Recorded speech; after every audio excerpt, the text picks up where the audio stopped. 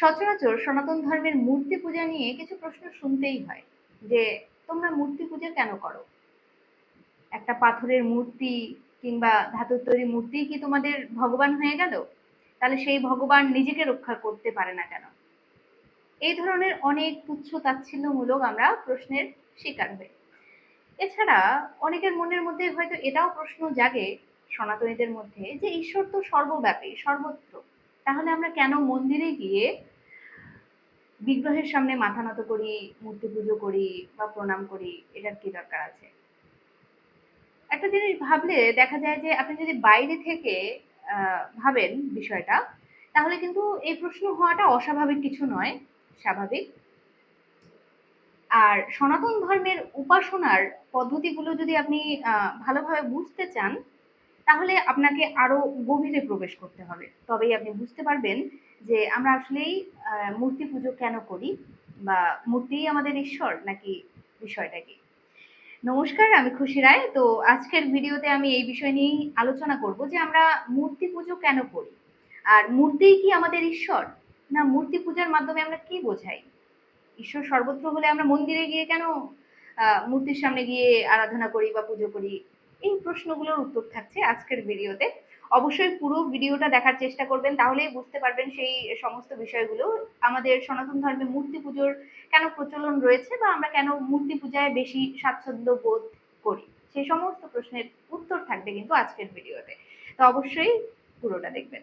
প্রথমে একটা বিষয় ক্লিয়ার করে দেই যে আমরা এই যে মূর্তি পূজা করি, পাথরের তৈরি বা ধাতুর তৈরি মূর্তি পূজা করি, আমাদের মূর্তি পূজার অর্থ এই নয় যে পাথরের মূর্তি কিংবা ধাতুর তৈরি মূর্তিটাই ঈশ্বরের সম্পূর্ণ সত্তা। বরং এই যে আমরা ঈশ্বরকে স্মরণ করছি, তাকে একটি নির্দিষ্ট রূপে আমরা চিন্তা করছি বা উপাসনা করছি, যেভাবেই করছি সেটা একটা মাধ্যম হিসেবে করছি। অর্থাৎ এই পাথরের তৈরি বা ধাতুর তৈরি মূর্তিটাই আমাদের ঈশ্বর নয়, বরং আমাদের ঈশ্বরকে ধ্যান করার, উপাসনা করার একটা মাধ্যম। আচ্ছা, বাস্তবিকভাবে একটা সুন্দর এক্সাম্পল দেই, তাহলে আপনারা আরো ভালোভাবে বুঝতে পারবেন। ধরুন আপনার সামনে আপনার মায়ের একটি ছবি আছে। এখন এই ছবিটাই কি আপনার আসল মা হয়ে গেল? না তো। কিন্তু সেই ছবিটাকে দেখলে আপনার মায়ের কথা মনে পড়ে, কারণ সেটা আপনার মায়ের ছবি। ছবিটা দেখলে আপনার মায়ের কথা মনে পড়ে এবং তার প্রতি ভালোবাসা জেগে ওঠে। কিন্তু আপনি জানেন যে এটা কাগজের একটা ছবি, কিন্তু তবুও সেটার আপনার কাছে সেটার মাহাত্ম্য রয়েছে, কারণ তাকে দেখলেই আপনার অনুভূতি জাগ্রত হয়। ঠিক তেমনি মূর্তিও ভক্তদের কাছে ঈশ্বরকে স্মরণ করার একটি কেন্দ্র, যার মাধ্যমে ভক্তরা ঈশ্বরকে স্মরণ করতে পারেন এবং অনুভব করতে পারেন। এখন আপনাদের মনের মধ্যে এটাও প্রশ্ন আসতে পারে যে কেন, এমনিতেও তো আরাধনা করা যায়, সামনে মূর্তি রাখতেই হবে এমন তো কোনো বাধা ধরা নেই। তো সেটাও আমি এবার ক্লিয়ার করে দেই যে আমাদের সনাতন শাস্ত্রে কিন্তু সাকার নিরাকার দুই ব্রহ্মেরই কথা বলা হয়েছে। আমরা নিরাকার ব্রহ্মেরও আরাধনা করতে পারি বা সাকার রূপেও তার আরাধনা করতে পারি, সেটা কে কিভাবে করবে সেটা তার উপর ডিপেন্ড করবে। এখন যদি বলি যে এটা কলিযুগ, এই কলিযুগে মানুষের মন অত্যন্ত চঞ্চল। আগে হ্যাঁ, সত্যযুগ, ত্রেতাযুগ, তখন একটা ছিল যে নিরাকার ব্রহ্মেরও আরাধনা করা বা তপস্যা করার একটা মানুষের মনের মধ্যে যে স্থিরতা সেটা ছিল। কিন্তু বর্তমান কলিযুগে মানুষের মন অত্যন্ত চঞ্চল, মানুষ মনকে স্থির করতে পারে না। কিন্তু যখন আমরা ভাবি যে আমাদের আমি ধরুন শিবের আরাধনা করছি, তো শিবের মূর্তি এরকম হয়, আমার ভাবতে সহজ হবে।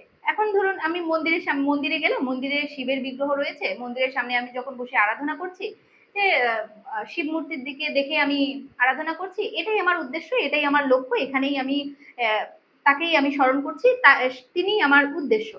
অথবা আমি যদি চোখ বন্ধ করেও তার আরাধনা করি, তবুও কিন্তু তার প্রতিচ্ছবিটাই কিন্তু আমার চোখে ভেসে উঠবে এবং আমি তার আরাধনা করতে পারবো, আমার একটা লক্ষ্য স্থির হলো। কিন্তু যদি আমি নিরাকার ব্রহ্মকে খুঁজি, তখন দেখবেন যে অনেকেরই এটা মনে হবে যে না, আমি কোনো কিছু বুঝতে পারছি না, আমার মনটা চঞ্চল হয়ে যাচ্ছে, আমার মনটা ছুটছে, আমি আসলে কোনো কেন্দ্র ঠিক করতে পারছি না, আমি কোনো লক্ষ্য ঠিক করতে পারছি না। তো এই যে আমাদের লক্ষ্যটাকে কেন্দ্রীভূত করার জন্যই কিন্তু আমরা বিশেষত মূর্তি পূজা করে থাকি, একটি কেন্দ্র হিসেবে ধরে যে আমি মহাদেবের আরাধনা করছি, মহাদেবকে আমি দেখতে পাচ্ছি বা অনুভব করতে পারছি, এরকম একটা বিষয়। তখন কি হয়, আমাদের মনটা চঞ্চল অবস্থায় আর এদিক ওদিক ঘুরে বেড়ায় না, বরং মনটা এক জায়গায় স্থির হয়ে যায় এবং আমাদের উপাসনা আরাধনা করতে আমাদের সহজ হয়। আচ্ছা, আরো ভালোভাবে বোঝাই, দেখুন আমরা বলছি সূর্য, এখন সূর্যর একটা প্রতিচ্ছবি আমাদের চোখে ভেসে আসছে না? আসছে তো। এবার যদি আমি বলি মা, তো মায়ের মুখটা আমার মনে পড়ে গেল, মাকে আমি অনুভব করতে পারছি। এবার ধরুন আমি আমার দেশকে স্মরণ করছি, তখন আমার দেশের পতাকাটা মনে হলো, হতেই পারে। কারণ পতাকা কিন্তু সব থেকে বড় প্রতীক আমাদের দেশের, কিন্তু সব থেকে বড় প্রতীক। তো সেরকমই আমি ঈশ্বরকে স্মরণ করছি, তখন ঈশ্বরের একটা প্রতিচ্ছবি আমার ভেসে উঠলো, আমি ঈশ্বরকে স্মরণ করতে পারছি বা দেখতে পাচ্ছি। এইটাই হলো আমাদের সুবিধা, যে আমরা মনটাকে স্থির করার জন্য বা মনটা এদিক ওদিক আর ঘুরে বেড়াবে, মনটাকে আমরা স্থির করতে পারছি, যে আমরা মহাদেবের পুজো করছি বা দুর্গার পূজা করছি বা যেটাই বলি, মূর্তি একটা সামনে থাকলে আমাদের মনটা স্থির হয়ে যাচ্ছে। তো আশা করি বুঝতে পেরেছেন যে আমাদের মূর্তি পূজাটা আসলে কেন করা হয়, আর এই কলি যুগে মূর্তি পূজা কেন এত প্রচলিত। তার সব থেকে বড় কারণ হলো মনকে কেন্দ্রীভূত করা বা মনকে স্থির করা। এখন অনেকেই বলতে পারেন যে ঈশ্বর তো নিরাকার, তাহলে সাকার মূর্তি কেন? এখন দেখুন, শ্রীমদ্ ভগবদ গীতায় ভগবান শ্রীকৃষ্ণ কিন্তু পরম ব্রহ্মের যে বর্ণনা করেছেন, তিনি নিরাকার পরম ব্রহ্মেরও বর্ণনা করেছেন, এবং অন্যদিকে নিজের ব্যক্তিগত রূপে ভক্তির কথাও তুলে ধরেছিলেন। অর্থাৎ ঈশ্বরকে স্মরণ করার শুধুমাত্র একটিই পথ নিরাকার ব্রহ্মের উপাসনা, এমন কথা কিন্তু সবসময় বলে না। আর এজন্য আমাদের সনাতন ধর্মে উপাসনা করারও পদ্ধতি কিন্তু অনেকগুলো রয়েছে। যেমন কেউ নিরাকার ব্রহ্মকে আরাধনা করেন, আবার কেউ সাকার রূপে ভগবানকে ভালোবাসেন, কেউ বা ধ্যান করেন, কেউ বা নাম সংকীর্তন করেন, আবার কেউ মূর্তির সামনে বসে ভক্তি প্রকাশ করেন। আসলে এখানে উপাসনার পদ্ধতি অনেকগুলো হতে পারে বা আলাদা আলাদা হতে পারে, কিন্তু উদ্দেশ্য কিন্তু একটাই, সেটা হলো ঈশ্বরকে স্মরণ করা, নিজের মনকে শুদ্ধ করা, ঈশ্বরে কেন্দ্রীভূত করা। লক্ষ্য একটাই। ওই যে একটা কথা আছে, আমি এখান থেকে কোথাও যেতে চাইলে বা অন্য দেশে যেতে চাইলে আমি বিভিন্ন রাস্তা ধরে যেতে পারবো, ঠিক সেরকমই আমি ঈশ্বরকে স্মরণ করতে চাই, সেখানে আমি বিভিন্ন পথ অবলম্বন করতে পারি। আমি ভগবানের নাম জপ করতে পারি, আমি ধ্যান করতে পারি, আমি নিরাকার ব্রহ্মের আরাধনা করতে পারি, আবার আমি মূর্তি পূজাও করতে পারি। আমার যেভাবে সুবিধা হয় বা যেভাবে আমি ভগবানকে আহ, খুব সহজেই আমি কানেক্ট করতে পারবো নিজের সাথে, সেটাই আমি করব। আর এটাই হলো আমাদের সনাতন ধর্মে উপাসনার পদ্ধতি, যেটাতে আমাদের কোনো বিধি নিষেধ নেই যে আমাদেরকে এভাবেই করতে হবে বা ওভাবেই করতে হবে। আমরা আমাদের সুবিধা মতো ভগবানের আরাধনা বা উপাসনা করতে পারি। মূর্তি পূজা নিয়ে বা মূর্তি নিয়ে কোনো প্রশ্ন তোলার আগে আমাদের এটাও বোঝা উচিত যে মূর্তি মানেই ঈশ্বরের সম্পূর্ণ সত্তা নয়, বরং মূর্তি মানে হলো আমাদের ঈশ্বরকে স্মরণ করার, অনুভব করার একটা সহজ মাধ্যম, যার মাধ্যমে আমরা ঈশ্বরকে খুব সহজে উপলব্ধি করতে পারি এবং নিজেকে ঈশ্বরের সাথে জুড়তে পারি, মনকে স্থির করতে পারি, কেন্দ্রীভূত করতে পারি। আমরা আমাদের চঞ্চল মনকে স্থির করে উপাসনায় মনোযোগ দিতে পারি।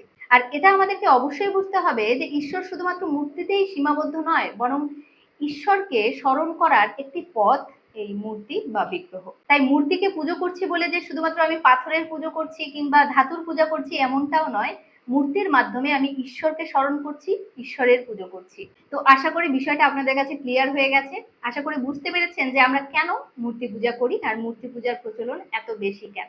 তো আজকের ভিডিওটা এই পর্যন্তই। ভিডিওটি কেমন লাগলো অবশ্যই আপনাদের মূল্যবান মতামত কমেন্টে জানাবেন, এবং ভালো লাগলে অবশ্যই লাইক কমেন্ট শেয়ার করে সাথে থাকবেন। আর এরকম ভিডিওগুলো পেতে আমার চ্যানেলটিকে সাবস্ক্রাইব করে সাথে থাকবেন।